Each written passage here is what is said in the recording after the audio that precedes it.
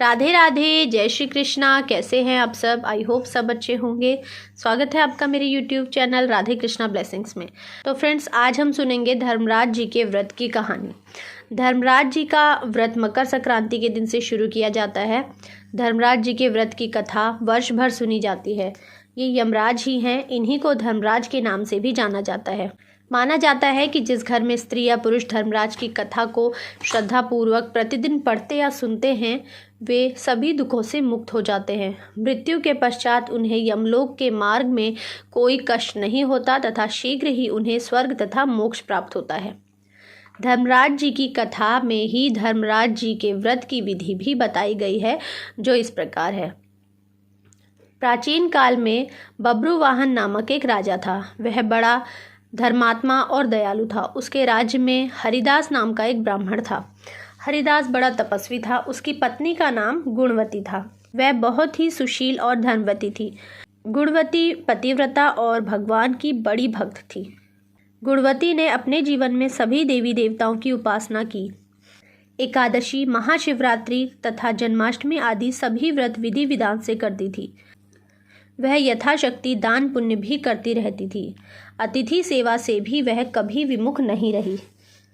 इस प्रकार जीवन भर वह धर्मपरायण रही।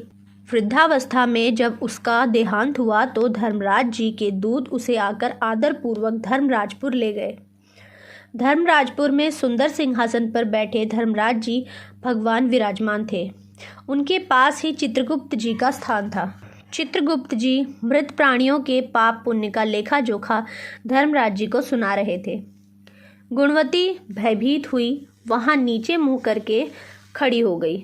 चित्रगुप्त जी ने उनके पाप पुण्य का ब्यौरा धर्मराज जी को दिया, जिसे सुनकर धर्मराज जी को बहुत प्रसन्नता हुई, किंतु उनकी उदासी उनके मुखमंडल पर छलक गई। यह देखकर गुणवती ने पूछा, मैंने अपने जीवन में कोई भी दुष्कर्म नहीं किया है, फिर भी आपके मुख पर उदासी क्यों है? कृपया करके बताइए। धर्मराज जी ने कहा, हे देवी, तुमने सभी देवी देवताओं को व्रत आदि से संतुष्ट किया, लेकिन मेरे नाम से तुमने कुछ भी पूजा पाठ या दान आदि पुण्य नहीं किया। यह सुनकर गुणवती ने धर्मराज जी से क्षमा याचना की और कहा, मैं आपकी उपासना नहीं जानती थी। कृपा करके वो उपाय बताइए जिससे सभी मनुष्य आपकी कृपा के पात्र बन सके। यदि मैं आपके मुख से आपकी भक्ति मार्ग को सुनकर मृत्यु लोक वापस जा सकूं, तो आपको संतुष्ट करने का प्रयास अवश्य ही करूंगी।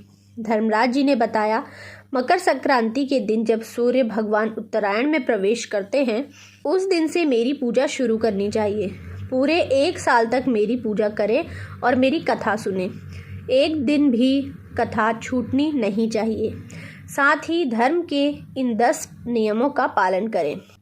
धृति अर्थात धीरज रखना तथा संतुष्ट रहना, क्षमा करना और मन को वश में रखना, चोरी न करना, मन से पर पुरुष या पर स्त्री से बचना अर्थात मानसिक और शारीरिक शुद्धि, इंद्रियों को वश में करना, बुद्धि की पवित्रता यानी बुरे विचार ना करना, पूजा पाठ दान पुण्य करना, व्रत करना और व्रत की कथा सुनना, सच बोलना और सच्चा व्यवहार करना, क्रोध ना करना। धर्म के इन 10 लक्षण का पालन करें।